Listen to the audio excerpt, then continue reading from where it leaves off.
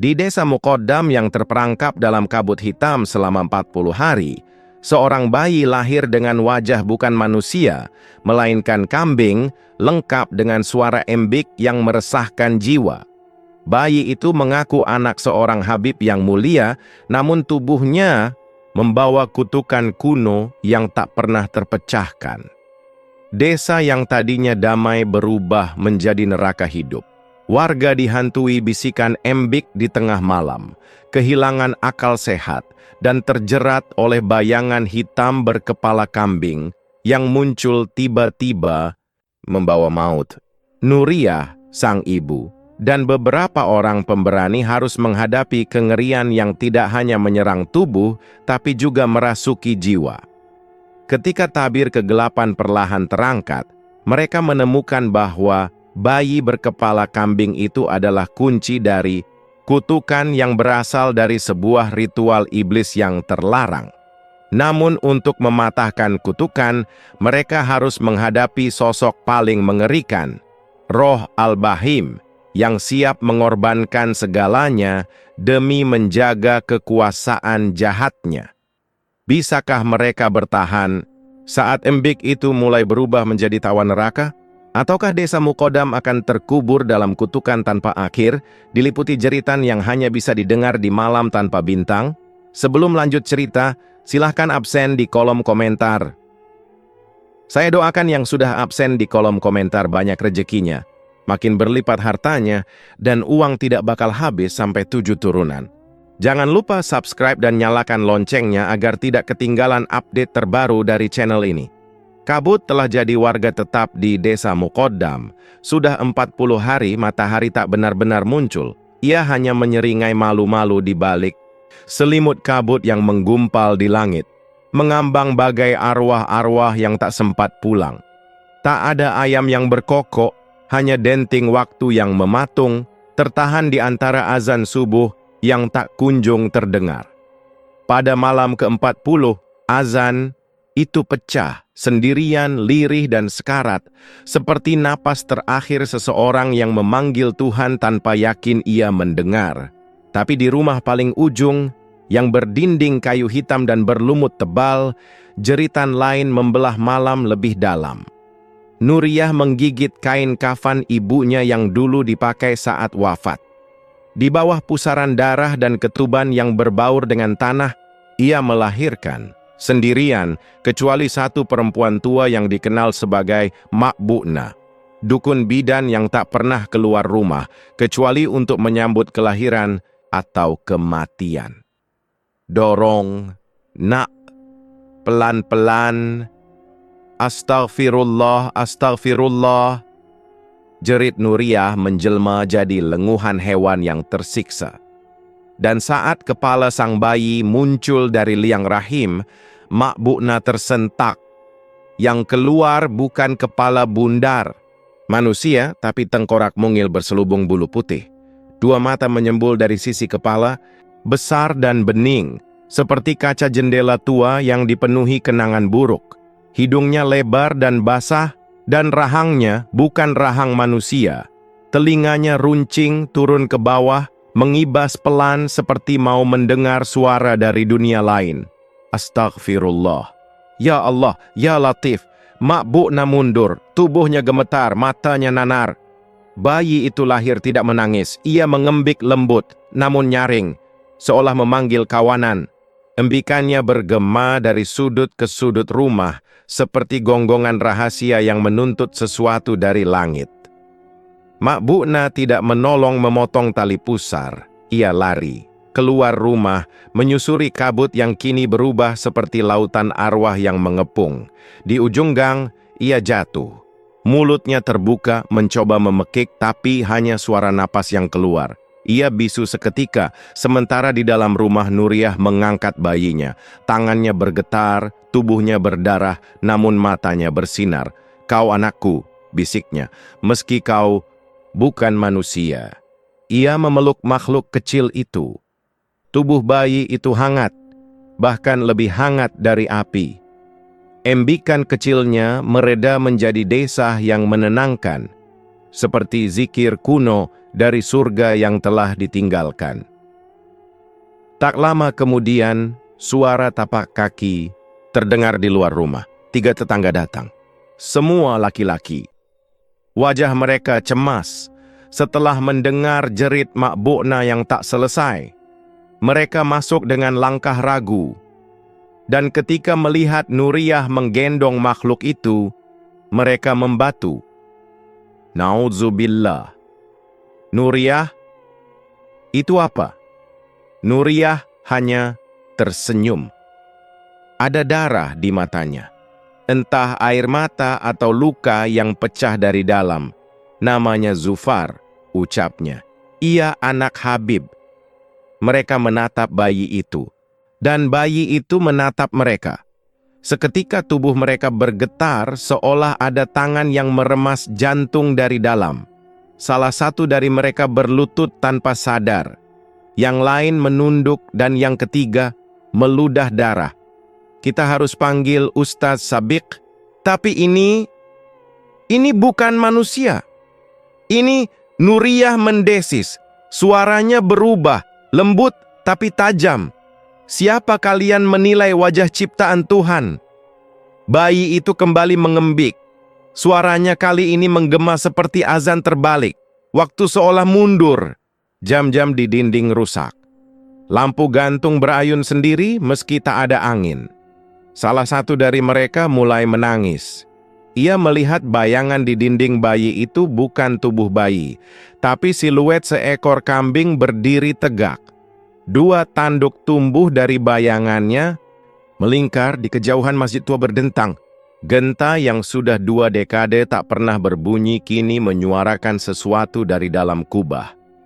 Suara yang sama seperti embikan bayi. Keesokan paginya, kabar menyebar. Nuriyah melahirkan anak kambing. Bayi itu tak disusui, tapi kenyang. Mak, Bu, Nabisu. Mulutnya dikunci gaib, katanya. Bayi itu anak Habib. Datang dari mimpi, warga desa Muqaddam terbagi. Ada yang ingin membakar rumah Nuriyah. Ada yang ingin melihat dan menyentuh sang bayi. Sebagian berkata ini adalah pertanda kiamat kecil. Sebagian lain percaya ini adalah karomah. Namun satu hal pasti, embikan itu masih terdengar. Tak dari mulut bayi, tapi dari tanah. Di bawah lantai rumah kayu itu, seekor kambing tua yang dulu dikuburkan oleh ayah Nuriyah, yang katanya pernah berdosa besar saat perayaan Maulid, tulang belulangnya mulai bergetar. Tanah yang menutupinya merekah pelan. Dan dari balik debu sejarah yang dikubur oleh upacara adat dan fatwa-fatwa yang dibeli dengan amal palsu, sesuatu sedang bangkit. Sesuatu yang berbulu putih. Sesuatu yang mengembik dalam bahasa doa. Malam di desa Muqaddam kini tidak lagi gelap. Tapi terang yang menggantung di langit adalah terang yang salah. Bukan bulan, bukan bintang, bukan pula lampu. Melainkan cahaya putih keperakan seperti mata kambing menggantung di atas rumah Nuriyah. Tidak berkedip, tidak redup, seperti Tuhan yang menonton dengan satu mata tak berkedip. Nuriyah tidak tidur malam itu. Ia duduk di lantai, mengayun Zufar, bayinya yang tidak menangis, tidak lapar, dan tidak pernah tidur. Hanya memandang ke atas. Matanya yang besar dan bening seperti cermin selalu menatap langit-langit, seolah ada sesuatu di sana yang hanya ia yang bisa lihat. Dan malam itu mimpi datang, tidak lewat tidur, tapi lewat embikan. Pertama lirih, lalu mendengung, lalu berubah menjadi kata-kata. Nuriyah, putriku. Suara itu tak datang dari luar, tapi dari balik dada. Dari rongga kosong di antara tulang rusuk, suara itu menggema pelan, seperti ayat yang dilantunkan mundur. Siapa kau? Tanya Nuriyah tanpa suara. Kau sudah tahu jawabnya. Seketika Nuriyah menggigil. Matanya terpaku ke jendela, dan di sana, di balik tirai kabut malam yang menggantung seperti kain kafan, seorang lelaki berdiri. Tinggi, jubahnya putih, sorban terbelit rapi, tapi wajahnya hilang. seperti pasir yang membentuk siluet wajah, namun berubah bentuk setiap detik. Aku, ayah dari bayi yang kau lahirkan. Nuriyah menelan ludah. Di dadanya, jantungnya berdetak tak seperti biasa, seolah ditabuh oleh tangan yang bukan miliknya. Dari mana? Aku datang lewat perintah, lewat penglihatan, lewat azan yang tak terdengar. Apakah kau manusia? Wajah lelaki itu terbelah, dan dari dalamnya, seekor kambing putih melangkah keluar dari dadanya. Tapi berjalan di udara, langkah-langkahnya tidak berbunyi. Embikannya menggema, aku dulu manusia, tapi tak cukup suci untuk disebut Habib.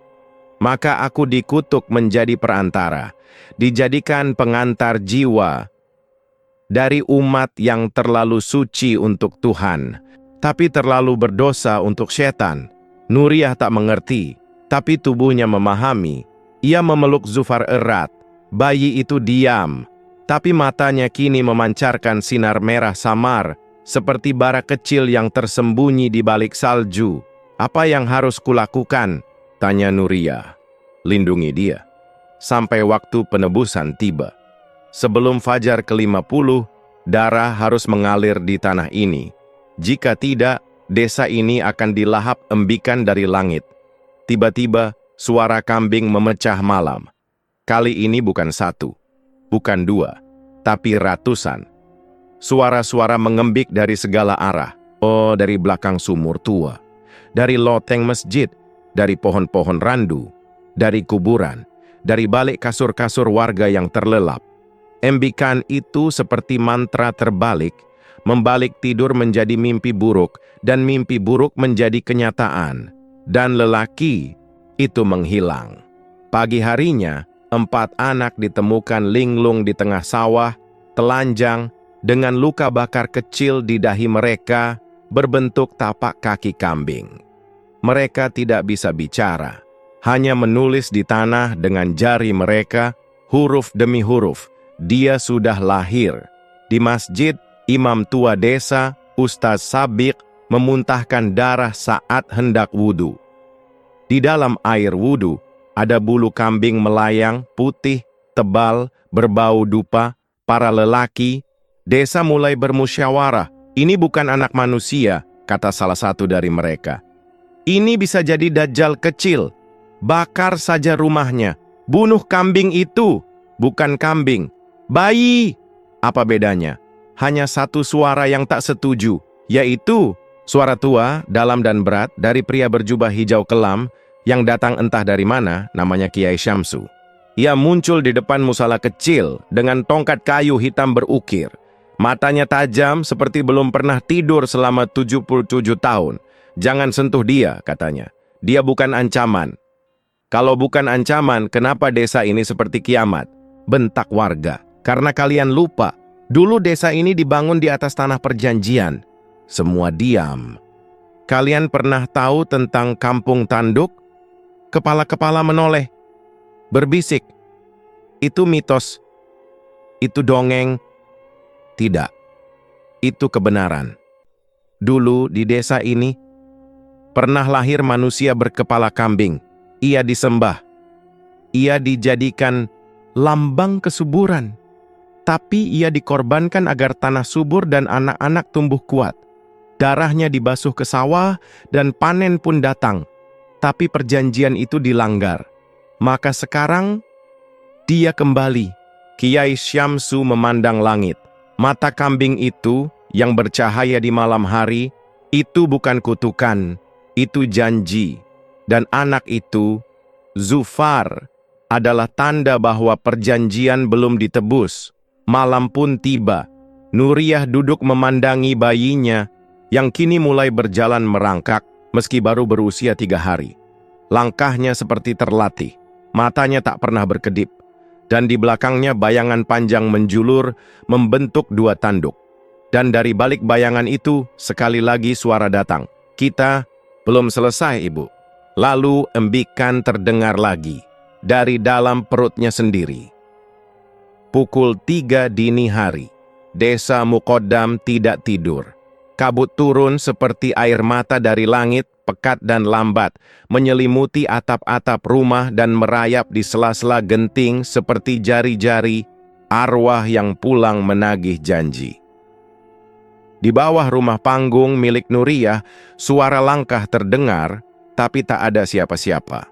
Nuriyah tahu itu bukan maling. Itu bayang-bayang, bukan bayangan biasa, tapi sesuatu yang punya niat, yang bisa menatap balik, yang bisa bersuara. "Zufar, jangan bangun!" bisik Nuriyah sambil menggoyangkan ranjang kecil dari bambu. Tapi si bayi sudah tidak diranjang.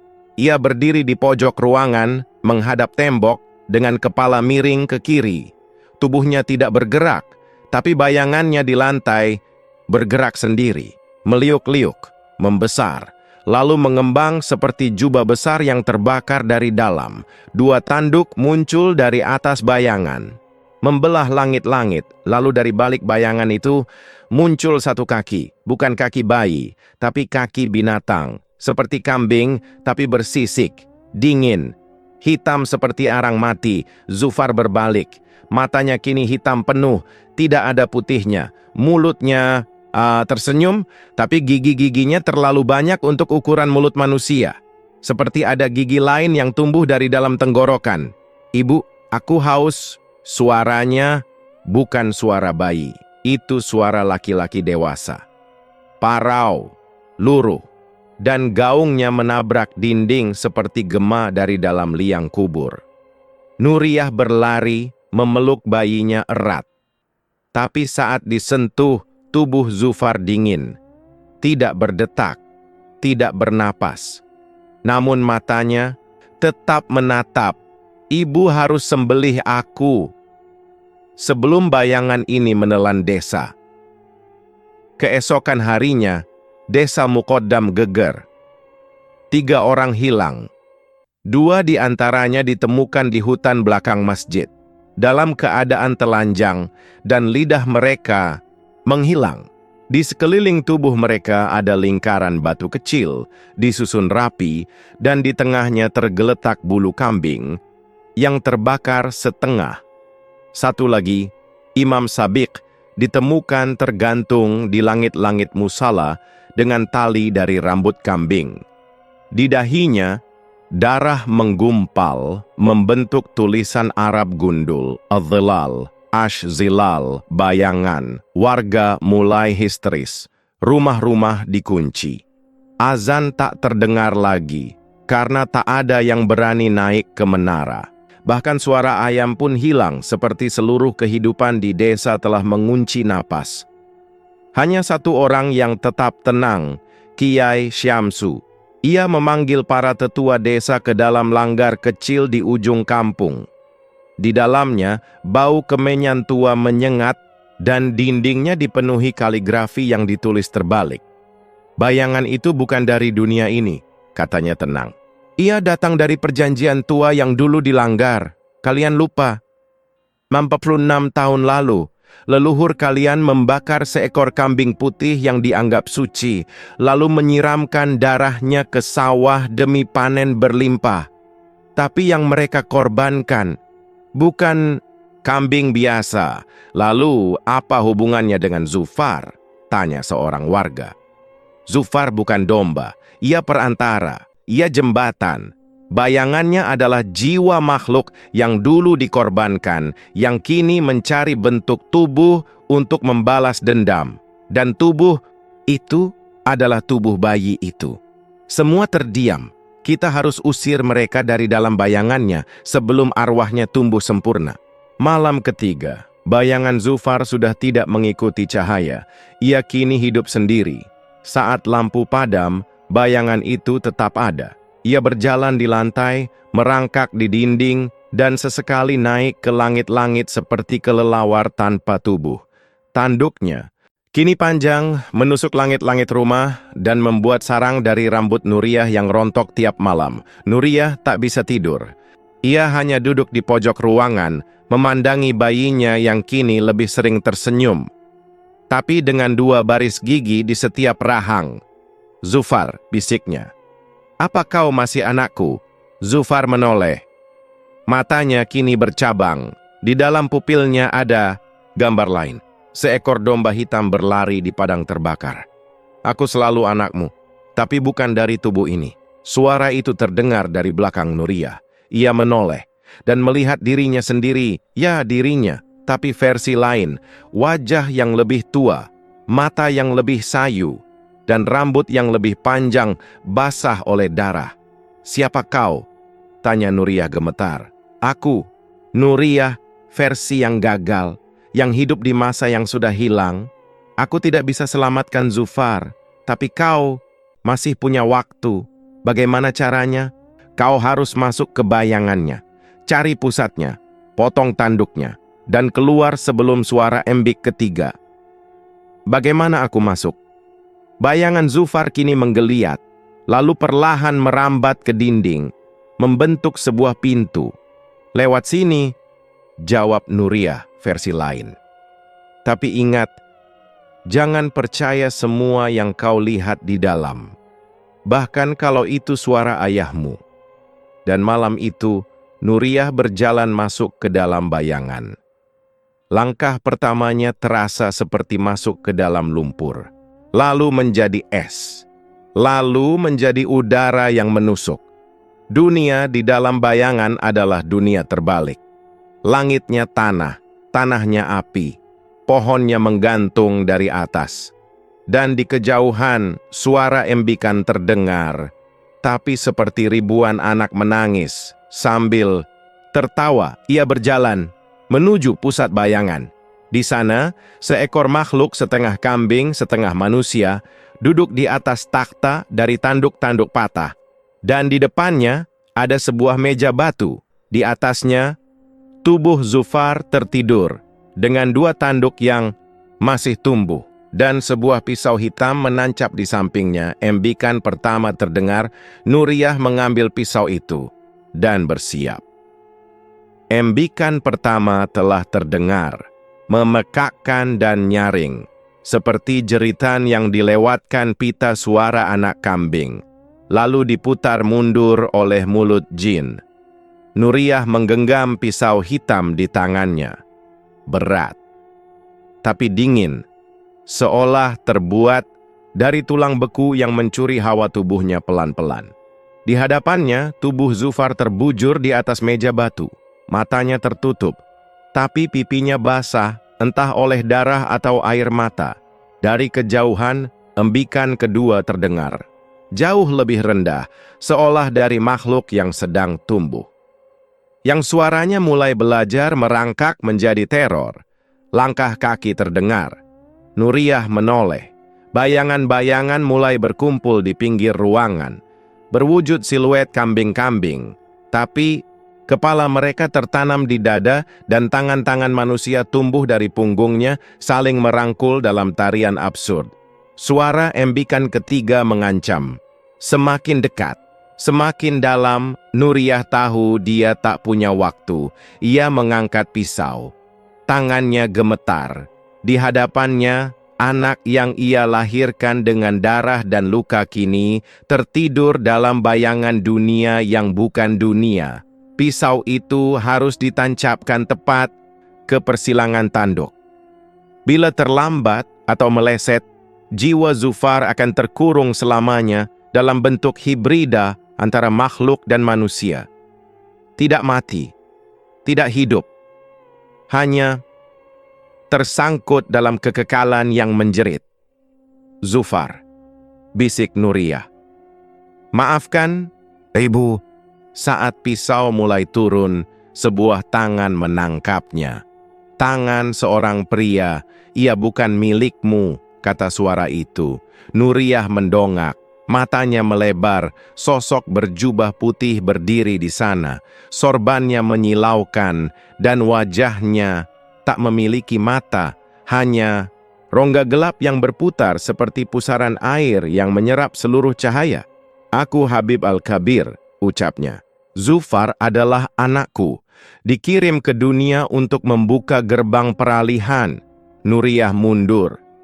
"Kau, ayahnya?" "Aku bukan manusia, bukan jin. Aku bayangan dari yang tak disebut. Zufar adalah utusan."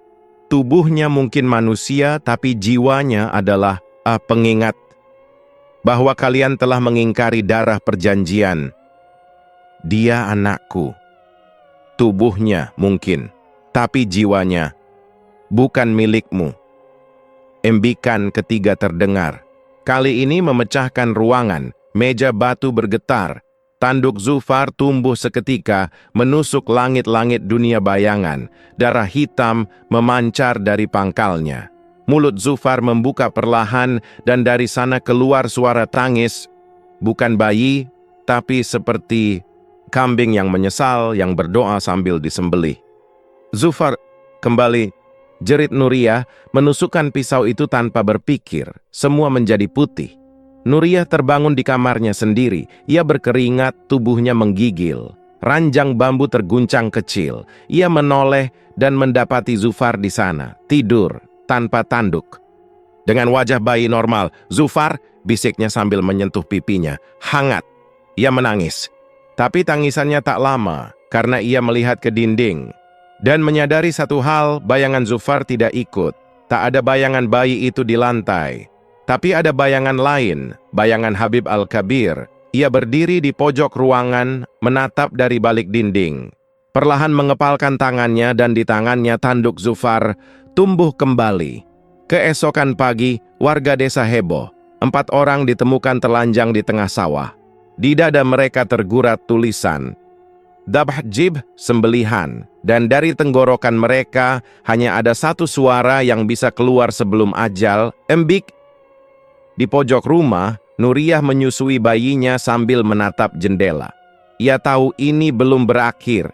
Ia tahu embikan keempat akan datang. Dan ketika itu terjadi, bukan hanya desa yang akan terbangun.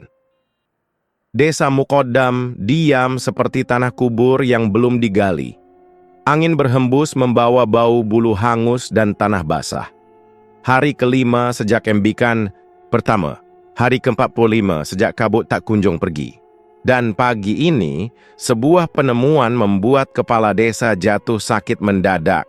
Kitab hitam itu ditemukan, terkubur di bawah surau tua yang telah runtuh.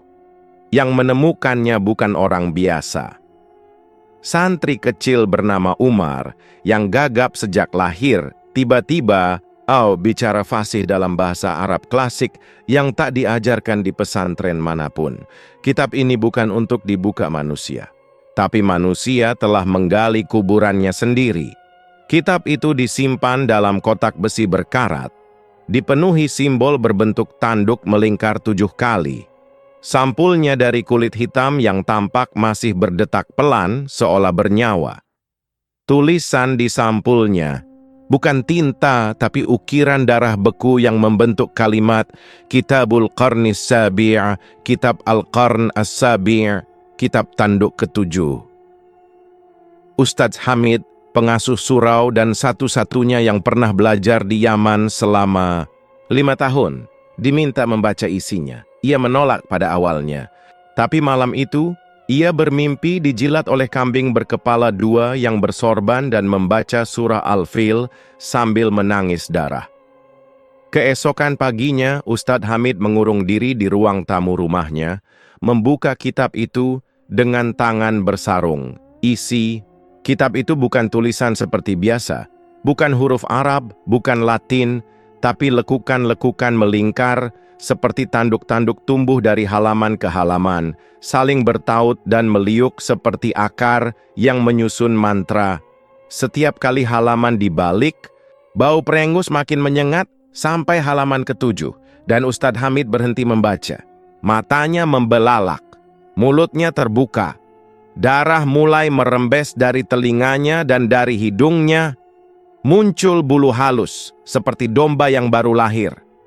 Ia hanya berkata satu kalimat sebelum jatuh pingsan. Zufar adalah yang dijanjikan. Di tempat lain, Nuriyah duduk di kamar sempitnya, mendekap Zufar yang kini tidur tenang. Tapi sejak embikan ketiga, bayangan-bayangan kambing makin sering muncul. Mereka tidak menyerang, mereka hanya berdiri, menatap. Dan setiap jam 3 pagi, mereka embik serentak, membuat seisi rumah berguncang. Ketika Nuriyah tidur malam itu, ia bermimpi dirinya berdiri di padang luas, dikelilingi ribuan domba. Tapi semua domba itu berdiri dengan 2 kaki. Wajah mereka manusia, mulut mereka tersenyum, tapi mata mereka kosong. Dan dari tengah padang itu, Habib Al-Kabir melangkah mendekat membawa kitab hitam yang terbakar perlahan. Ia berkata, "Engkau telah menyentuh takdirmu dengan darah, maka bersiaplah, karena embikan keempat akan membuka gerbang tanduk." Nuriyah berteriak dalam mimpi. Saat bangun, ia melihat Zufar sedang duduk di pojok kamar. Ya, duduk. Bukan tengkurap, bukan terlentang, duduk tegak seperti orang dewasa. Wajahnya tenang, tapi matanya hitam, tak ada bola mata. Dan dari keningnya, 2 tonjolan kecil mulai tumbuh. Malam itu juga Ustadz Hamid bangkit dari pingsannya. Ia memanggil seluruh tokoh agama desa dan menunjukkan halaman ke-7 dari kitab itu. Tercetak jelas di sana gambar seekor bayi berkepala domba digendong oleh wanita berjubah merah darah. Di sekeliling mereka berdiri 7 manusia bersorban putih, dengan wajah membusuk dan tangan berlumur darah. Di bawah gambar itu tertulis, "Idza sumi'atil ambaku sab'an, yuftahul babu lidzabh." Jika embikan terdengar 7 kali, maka gerbang penyembelihan akan terbuka. Dan, kata Ustadz Hamid lirih, tulisan di balik halaman ini menunjukkan bahwa gerbang itu hanya bisa ditutup jika ibunya bersedia menyembelih anaknya. Nah, ada sendiri, Henning. Satu persatu orang-orang desa meninggalkan rumah Ustadz Hamid. Tak ada yang bicara, karena mereka tahu hanya 1 bayi di desa ini yang lahir dengan wajah kambing. Dan ibunya adalah Nuriyah. Malam kelima berakhir dengan 3 kabar buruk. Warga bernama Pak Arsil, pemilik ladang kacang, ditemukan tergantung di kandang kambingnya. Lidahnya dijahit dengan benang wol. Di masjid, sajadah imam berubah menjadi kulit kambing utuh, masih segar, lengkap dengan mata yang terbuka. Dan di tengah lapangan desa, tulang belulang kambing tersusun membentuk angka Arab. 4, 4. Tandanya jelas, embikan keempat. Hanya tinggal waktu, dan jika embikan itu muncul, Zufar tidak akan lagi tidur tenang. Hari Jumat itu seharusnya tenang, tapi tidak di desa Muqaddam. Langit berganti warna dari biru menjadi kelabu, lalu ungu tua seperti lebam di bawah kulit. Awan membentuk pusaran seperti tanduk yang mengaduk langit. Angin menderu dari 4 penjuru, membawa bau kambing busuk dan kemenyan basi. Pukul 11.15, tepat sebelum azan Jumat berkumandang, suara itu terdengar lagi. Embik. Tapi kali ini bukan 1, bukan 2, 4 kali. Berturut-turut, keras, menggetarkan tanah, menggetarkan dada setiap lelaki yang mendengarnya. Di surau, Ustadz Hamid roboh saat akan naik mimbar. Di rumahnya, Nuriyah muntah darah. Dan di pangkuannya, Zufar, bayi berwajah domba itu, kini memiliki tanduk. Ya, tanduk dat kecil, runcing, melengkung, tumbuh dari keningnya seperti sepasang kunci untuk membuka sesuatu yang tak seharusnya dibuka. Pukul 12.30, setelah azan, Desa Gegerdot, lembaga adat dan para tokoh spiritual berkumpul dalam sunyi di rumah ketua adat Pak Jenawi. Mereka membentuk lingkaran sambil memegang cermin hitam berbingkai tulang. Di tengah ruangan diletakkan kitab hitam dari tanduk ke-7, terbuka pada halaman 14, halaman yang hanya muncul setelah embikan ke-4. Tertulis dalam tinta merah darah. Jika tanduk tumbuh sebelum matahari condong ke barat, maka anak itu bukan dari rahim manusia. Ia adalah pecahan roh ke-7 dari silsilah Al-Bahim. dan hanya satu jalan mencegah tanduk mencapai panjang 1 hasta. Karantina si anak. Di ruang kosong. Tanpa doa.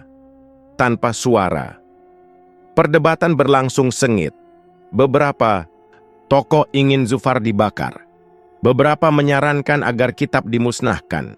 Tapi suara terkuat datang dari seorang perempuan tua, Ibu Rumaisa, yang dikenal sebagai penjaga sumur keempat. "Jangan bodoh," katanya sambil menatap setiap mata dengan tatapan haus kebenaran. "Kalian pikir tanduk itu hanya tulang? Itu adalah antena. Alat komunikasi. Ia sudah mulai terhubung dengan dunia seberang. Dunia para bahim, kambing berjubah. Jika ia mencapai 1 hasta, tak ada doa yang bisa menutup pintu." Akhirnya diputuskan, Zufar harus diisolasi. Dan bukan di rumah biasa. Di Bunker Pitu, ruang bawah tanah bekas penjajahan Belanda yang pernah dipakai menyimpan jasad korban keracunan air sumur pada tahun 1993. Nuriyah menolak. Ia menggigit tangan siapapun yang mencoba mengambil Zufar. Ia menjerit, menendang, mencakar, tapi ia hanya seorang ibu muda dengan tubuh yang belum pulih total. Akhirnya Zufar direnggut dari pelukannya. Ia tidak menangis, ia hanya menatap, dalam, hitam, dan dari bibir mungilnya terdengar kalimat aneh, bukan suara bayi.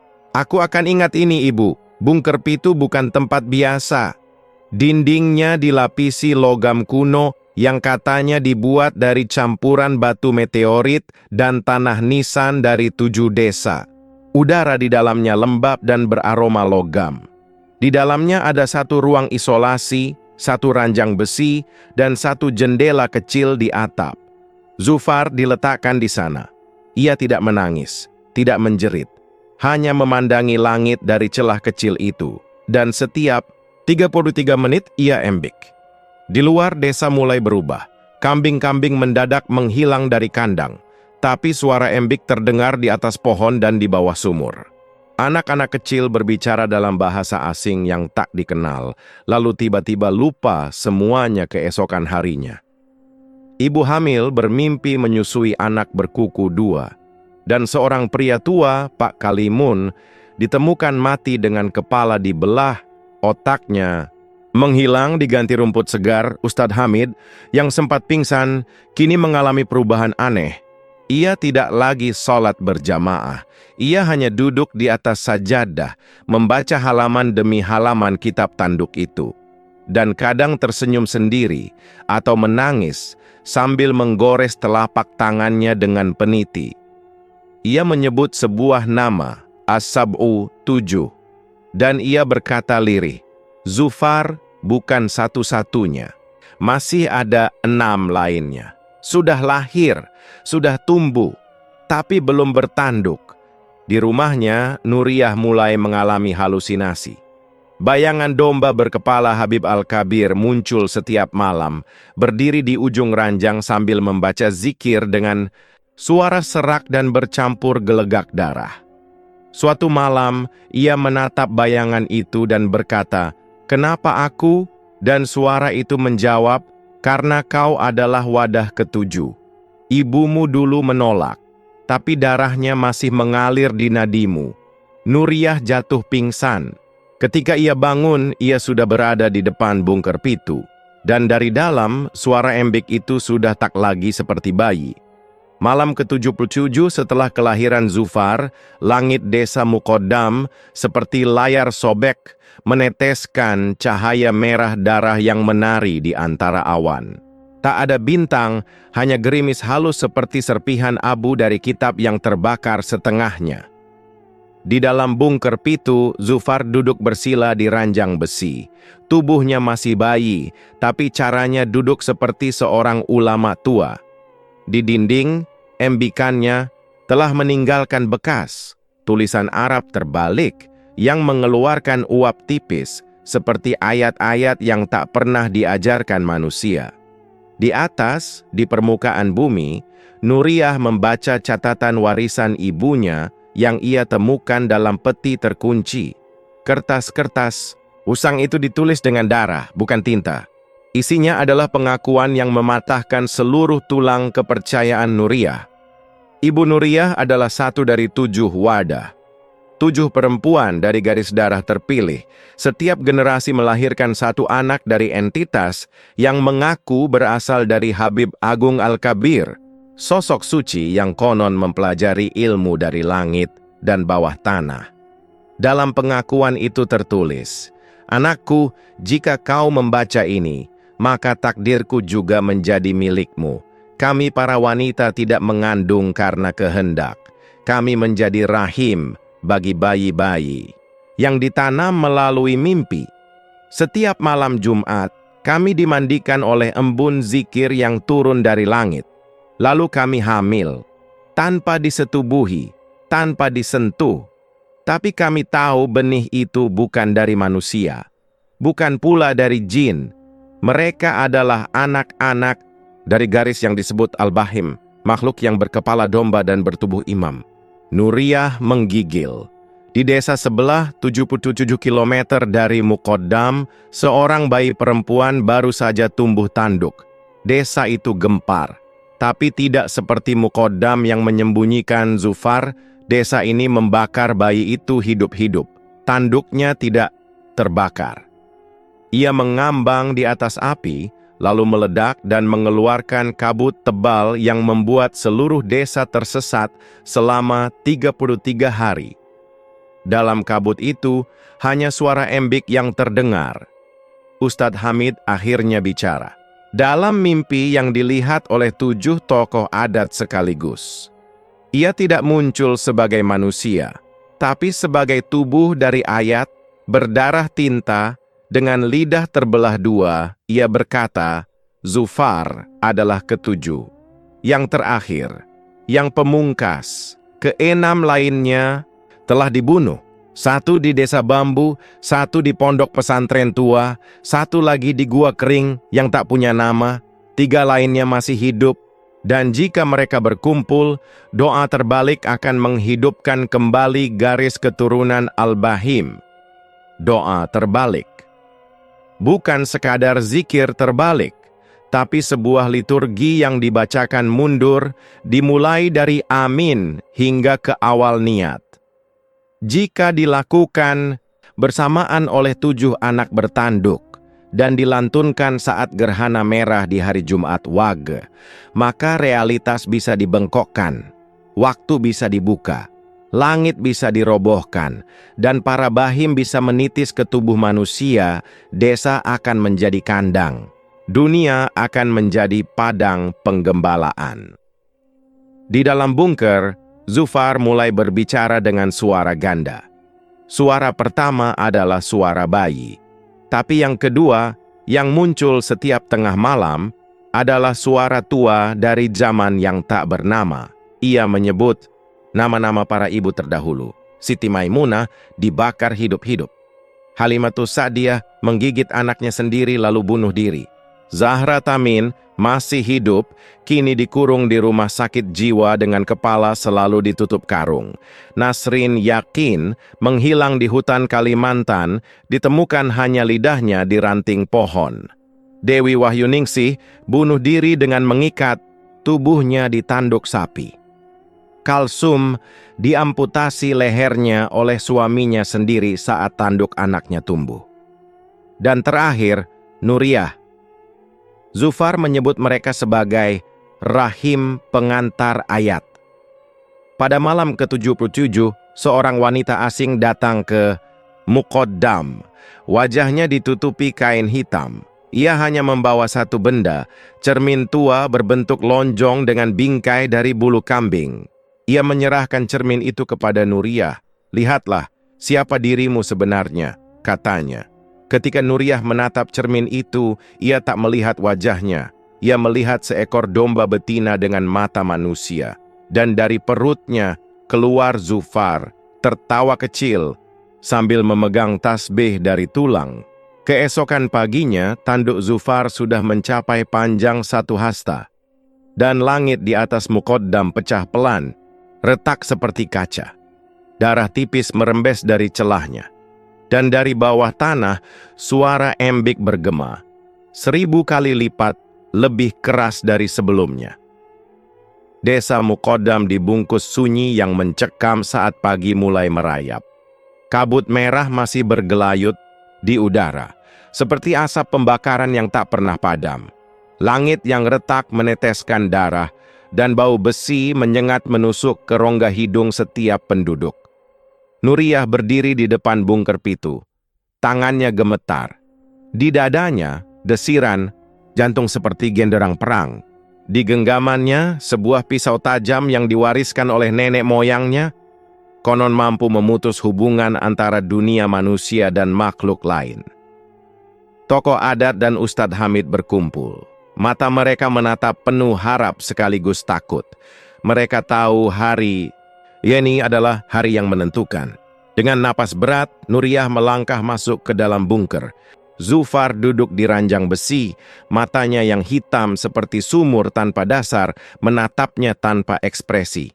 "Tandukmu harus patah, nak," suara Nuriyah bergetar, "agar kutukan ini berhenti." Zufar embik, suara yang kini bukan lagi bayi, suara itu bergaung seperti gema dari dunia lain. Nuriyah mengayunkan pisau ke arah tanduk yang melengkung.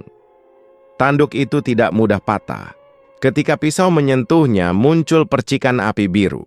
Suara embik berubah menjadi jeritan yang membuat darah di pembuluh nadinya berdesir kencang. Tiba-tiba, tanduk itu bergerak, berputar seolah hidup. Tanpa disadari, pisau melukai tangan Nuriyah, hingga darah segar menetes ke lantai beton. Seketika dari dalam tanduk yang patah keluar asap hitam pekat yang melilit ke udara. Suara embik berubah menjadi suara tawa serigala yang mengiris kesunyian. Di luar bungker, langit semakin retak dan suara embik bergema dari segala arah, menambah kepanikan warga. Ustadz Hamid membaca doa perlindungan, tapi suaranya tercekat dan berubah menjadi bisikan serak yang hampir tidak terdengar. Tiba-tiba, darah mengalir dari kedua telinganya, membasahi sajadah di bawahnya. Di luar bungker, tanah bergetar. Seekor kambing besar dengan mata merah menyala muncul dari bawah tanah, mengaum mengerikan. Kambing itu adalah perwujudan roh Al-Bahim yang menuntut pembalasan. Para tokoh adat panik dan bersiap mengusirnya dengan mantra dan keris pusaka. Nuriyah merasakan sesuatu mengalir dalam tubuhnya. Darah dari luka di tangannya bercampur dengan darah yang mengalir di nadinya. Darah keturunan Al-Bahim yang membakar dari dalam. Dalam keadaan setengah sadar, ia mendengar suara bisikan, "Kau adalah kunci. Jika kau menyerah, dunia ini akan menjadi padang penggembalaan bagi kami." Dengan tenaga terakhir, Nuriyah mengumpulkan keberanian. Ia mengikat tangan dan kaki Zufar dengan rantai perak yang direndam air laut dan doa-doa dari kitab hitam. Rantai itu berkilat aneh, berdenyut seperti jantung yang hidup. Sementara itu, Ustadz Hamid ambruk dan wajahnya berubah menjadi seperti topeng kematian, darah membanjiri mulutnya. Namun, sebelum pingsan, ia berhasil melantunkan kalimat, "Doa terbalik, belum selesai." Saat itu juga, tanduk Zufar yang patah mengeluarkan butiran darah yang jatuh ke lantai. Darah itu membentuk-bentuk segi tujuh bercahaya. Dari dalamnya muncul bayangan samar perempuan bersayap kambing, Ratu Al-Bahim, penguasa dunia roh yang ingin masuk ke dunia manusia. Langit malam Mukodam berkabut tebal, berkelap-kelip oleh kilatan petir yang mengguncang udara. Suara embik yang menggema kini berubah menjadi bisikan yang menusuk ke jiwa, seperti alunan mantra dari dunia purba. Nuriyah terbaring di ruangan sempit, luka di tangannya masih berdarah segar. Wajahnya pucat, namun matanya membara dengan tekad yang tak bisa padam. Di sampingnya, buku kuno berisi catatan asal-usul Al-Bahim terbuka. Halaman-halamannya berisi lukisan makhluk berkepala domba dan bertubuh manusia yang mengerikan. Dari halaman-halaman itu, terbaca sebuah legenda yang terlupakan. Di zaman yang jauh sebelum manusia mengenal cahaya dan bayangan, ada sebuah kerajaan di bawah gunung yang dijaga oleh makhluk yang disebut Al-Bahim. Mereka adalah penjaga keseimbangan antara langit dan bumi, namun terperangkap dalam kutukan ilahi yang mengubah mereka menjadi domba berdarah yang merintih kesakitan abadi. Al-Bahim dipercaya pernah menjadi penjaga ilmu rahasia para nabi, membawa pesan dari dunia gaib. Namun suatu hari, mereka memberontak, menuntut kekuasaan atas dunia manusia. Tuhan murka, mengutuk mereka agar terlahir kembali di dunia manusia sebagai bayi berkepala domba, tanda kutukan yang akan menuntun kehancuran. Nuriyah membaca catatan tentang 7 keturunan yang lahir dari 7 wadah, ibu-ibu yang menjadi perantara kelahiran anak-anak Al-Bahim. Mereka bukan wanita biasa. Mereka adalah perawan suci yang dibekali ilmu untuk menjaga agar kutukan itu tidak menyebar. Namun kutukan itu mulai melewati batas waktu, mengaburkan garis antara dunia manusia dan dunia roh. Tiba-tiba pintu ruangan terbuka. Ustadz Hamid, yang kini mulai pulih, masuk dengan wajah lesu. Ia membawa sebuah gulungan perkamen yang berisi doa terbalik, namun tulisan di gulungan itu tampak pudar dan bercak darah mengotori beberapa bagian. Ini adalah kunci untuk membatalkan kutukan, tapi kita harus melakukannya sebelum gerhana. Jumat Wage, katanya dengan suara parau. Nuriyah memahami bahwa waktu mereka hampir habis. Ia harus menemukan ke-7 anak Al-Bahim sebelum ritual doa terbalik selesai oleh kekuatan gelap. Jika gagal, dunia akan jatuh ke dalam kegelapan abadi. Di luar, kabut merah semakin pekat. Dari kejauhan, terdengar suara embik yang berubah menjadi ratapan domba, yang mengerikan, mengisyaratkan bahwa entitas Al-Bahim semakin dekat. Dengan hati yang berat, Nuriyah dan Ustadz Hamid bersiap melakukan perjalanan mencari ke-7 anak itu, sementara waktu terus berdetak menentang mereka. Gerhana Jumat Wage mulai merayap di langit desa-desa sekitar Muqaddam. Suasana mencekam mengikat napas setiap insan yang hidup di bawahnya. Nuriyah dan Ustadz Hamid melangkah menapaki jalan setapak berlumpur menuju desa terpencil yang menjadi tempat persembunyian anak ketiga Al-Bahim. Desa itu sunyi, dipenuhi bayang-bayang pohon tua yang tampak seperti tangan raksasa merangkul tanah. Kabut tipis menyelimuti, membawa aroma tanah basah dan aroma darah yang samar. Mereka tiba di rumah reot milik seorang perempuan muda bernama Salmah yang sudah lama dicurigai penduduk desa. Mata Salmah selalu merah dan mata Hirah berkilat aneh saat malam menjelang Indi Ses 23 nanti lab. Nuriyah dan Hamid masuk dengan hati-hati. Salmah menyambut dengan senyum dingin yang membuat bulu kuduk merinding. Ia tidak tahu bahwa dirinya adalah salah satu keturunan Al-Bahim yang terkutuk.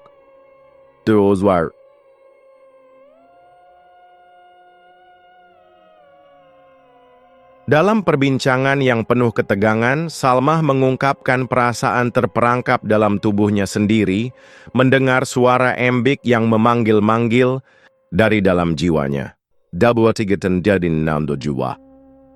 Tiba-tiba, Salmah menjerit saat bayangan kambing besar muncul dari cermin retak di dinding rumahnya. Suara embik berubah menjadi raungan mengerikan.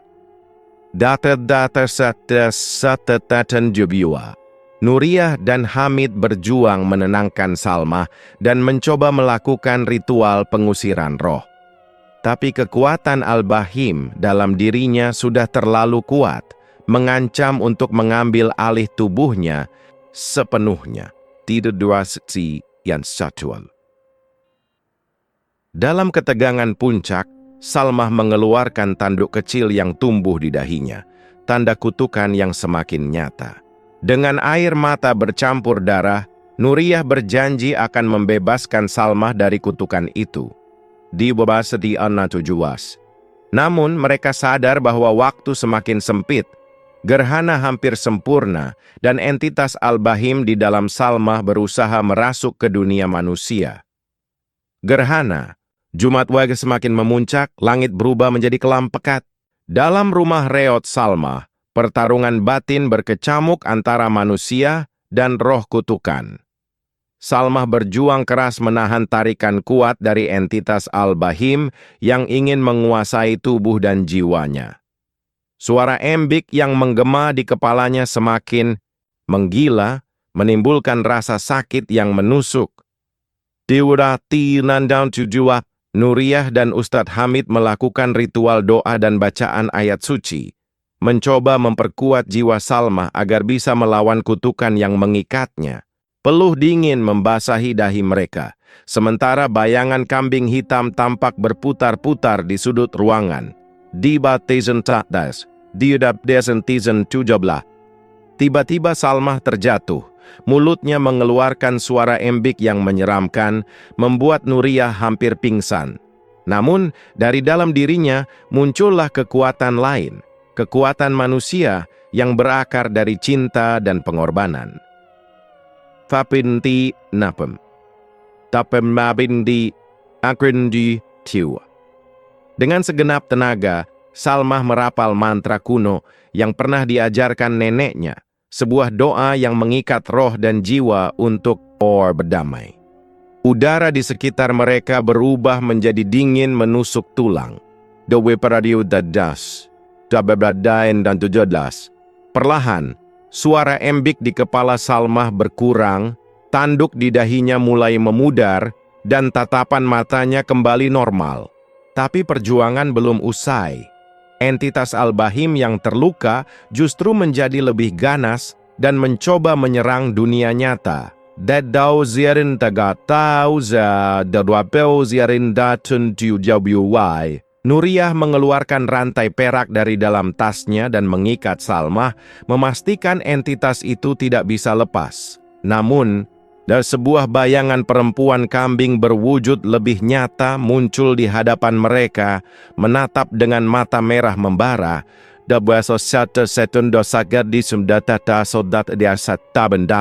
Ustadz Hamid mulai membaca mantra pengusiran terakhir.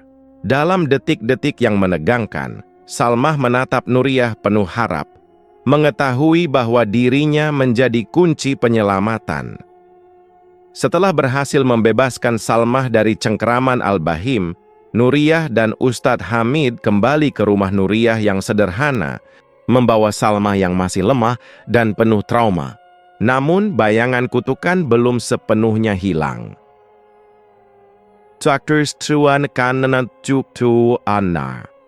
Di tengah malam yang sunyi, Nuriyah membuka kembali gulungan perkamen tua yang mereka temukan di perpustakaan desa. Tulisan-tulisan samar itu memuat rahasia terlarang tentang asal-usul bayi, berkepala domba, dan cara membatalkan kutukan yang selama ini menghantui desa.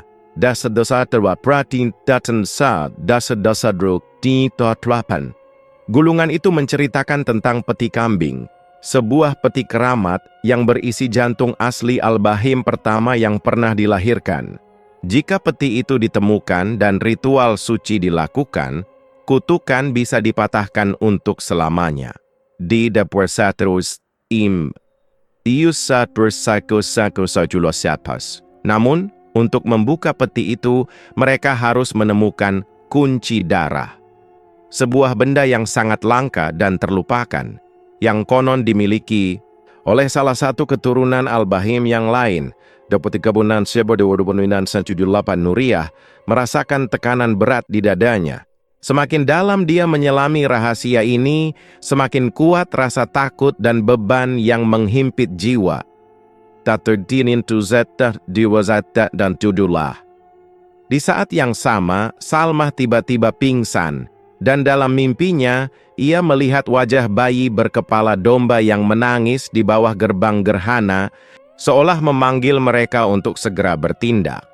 Di Saben, di Kinana Jujuwab. Ustadz Hamid menyadari bahwa waktu mereka semakin menipis, sementara kutukan mulai menjalar dan menimbulkan korban baru di desa lain. Mereka harus segera menemukan kunci darah sebelum gerhana mencapai puncaknya. Kabut kelabu masih menyelimuti jalanan desa Muqaddam ketika Nuriyah, Ustadz Hamid, dan Salma memulai perjalanan mencari keturunan keempat Al-Bahim yang diyakini memegang kunci darah. Jalan mereka penuh rintangan, bayang-bayang gelap dan bisikan, embik yang semakin mengintimidasi. Tabwati Natua.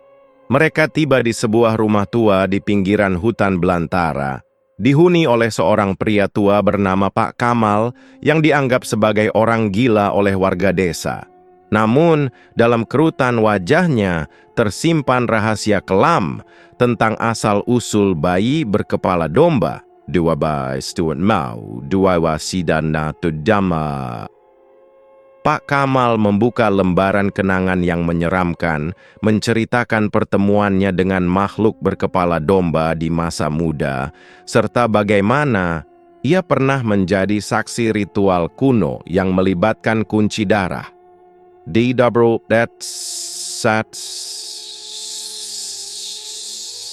Dalam kegilaan yang nampak di matanya, ia memperingatkan bahwa kunci darah bukan benda biasa, melainkan bagian dari darah keturunan itu sendiri, terikat pada jiwa dan raga manusia yang memilikinya. Nuriyah dan Ustadz Hamid sadar bahwa mereka harus menemukan manusia ini, keturunan keempat yang menyimpan kunci darah dalam dirinya. Tapi mereka juga menyadari bahwa orang itu mungkin sudah tidak waras, terperangkap antara dunia nyata dan dunia roh. Mereka melanjutkan pencarian ke tempat yang paling gelap dan paling sepi, tempat di mana embik-embik terdengar paling keras, dan kabut berdarah menutupi jalan setapak.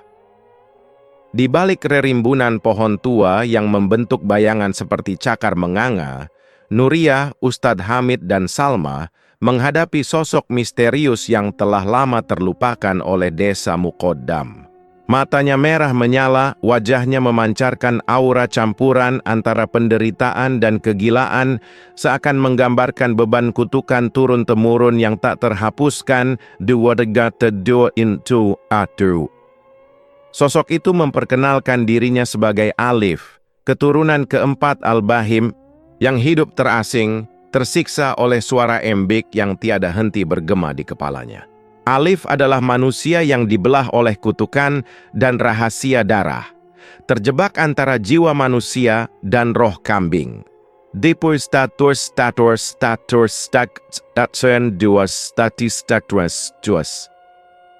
Dengan suara serak dan penuh kepedihan, Alif mengisahkan bagaimana dirinya diasingkan oleh desa karena penampilannya yang aneh dan kecenderungan untuk mendengar suara embik yang membuatnya gelisah tiada henti. Ia pun mengaku memegang kunci darah yang mereka cari, sebuah medali tua berukir kambing yang menempel di kalungnya. Datsurandi naman diwasedan duan dua tua. Nuriyah dan Ustadz Hamid menyadari bahwa untuk membebaskan desa dari kutukan Al-Bahim, mereka harus meyakinkan Alif untuk kembali dan melakukan ritual pembebasan yang berbahaya dan penuh resiko. Namun Alif tidak mudah percaya. Ia takut menjadi alat pembunuh roh jahat yang selama ini merasuki keturunan Al-Bahim. Ketakutannya memuncak saat embik di kepalanya mengeluarkan raungan yang menggetarkan tanah. Dapewand dinam insen, dabruwadati diwanat jubahu.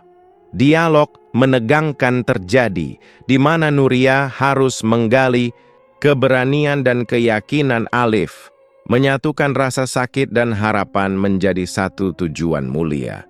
Di tengah kabut yang semakin tebal, mereka pun sepakat untuk kembali ke desa.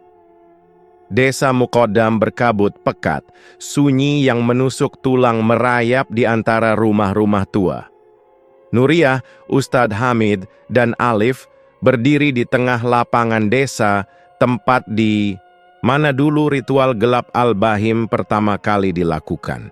Angin membawa suara embik yang kini berubah menjadi seruan pilu, menyelimuti mereka dengan tekanan tak terlihat. Dasebertasidin Tison Tujua. Malam gerhana sudah hampir mencapai puncaknya. Dengan kunci darah yang tergantung di leher Alif, mereka memulai ritual pembebasan. Ustadz Hamid membacakan doa-doa suci, sementara Nuriyah menyiapkan gulungan perkamen yang berisi mantra pemutus kutukan. Da diwotidiotit namba, diwabibati dabandantan nangkon babam. Alif, yang selama ini terperangkap dalam penderitaan dan kegilaan, berdiri teguh walau napasnya tersengal. Ia tahu pengorbanannya kali ini adalah penebusan dan akhir dari kutukan yang menghantui keluarganya dan desa selama berabad-abad.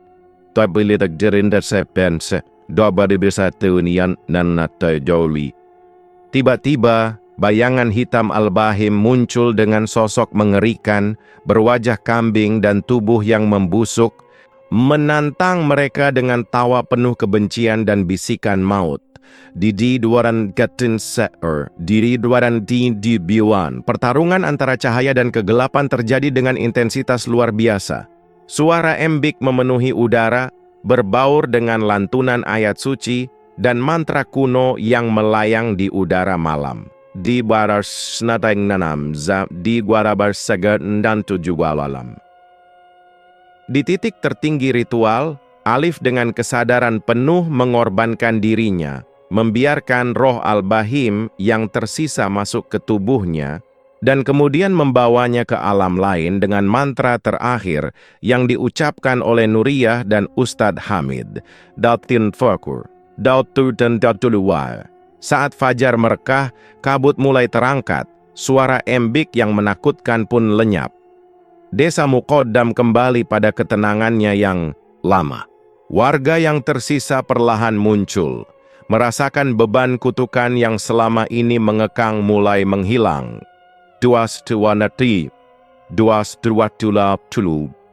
Nuriyah menatap langit yang mulai terang, hati dipenuhi campuran duka dan harapan.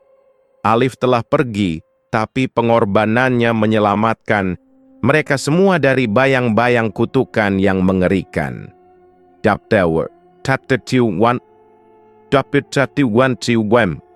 Cerita berakhir dengan bayangan kecil kambing yang muncul sekilas di balik pepohonan, mengingatkan bahwa kutukan mungkin hilang, tapi legenda Al-Bahim tetap hidup dalam bisikan. Malam desa Muqaddam tamat.